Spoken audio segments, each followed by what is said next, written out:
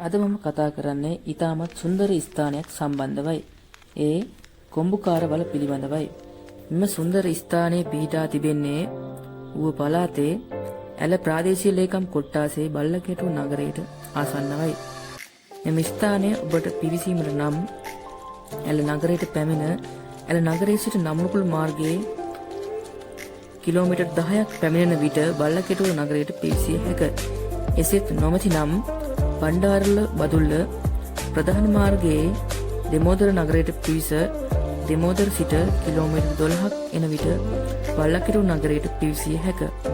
බල්ලකේටුව නගරයේ සිට පිටපොළ මාර්ගයේ කිලෝමීටර් 2ක් පමණ පැමිණෙන විට එම මාර්ගයේ දකුණු පැත්තෙන් ඉහළින් මෙම සුන්දර ස්ථානය පිහිටා ඇත.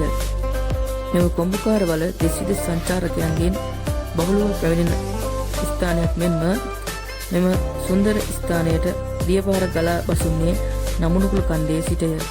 එමෙන්ම මෙම වලට ඉහළින් ඉතා සුන්දර තවත් පොඩි දියඇලි කිහිපයක්ද සුන්දරව ගලා බසී.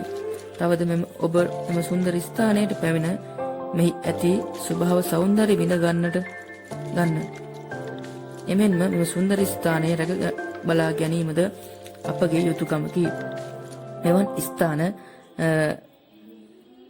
රැක බලා ගැනීම අපගේ යුතුකමකි.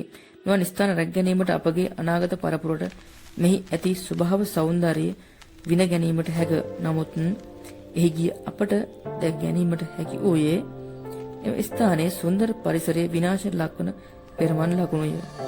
එවැනි ක්‍රියා සිදු නොකොට මෙම ස්ථාන රැක ගැනීම අපගේ යුතුකමයි.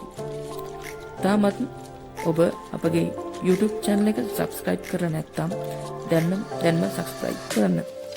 subscribe button එකට එහා පැත්තේ තිබෙන bell icon එකත් click කරන්න.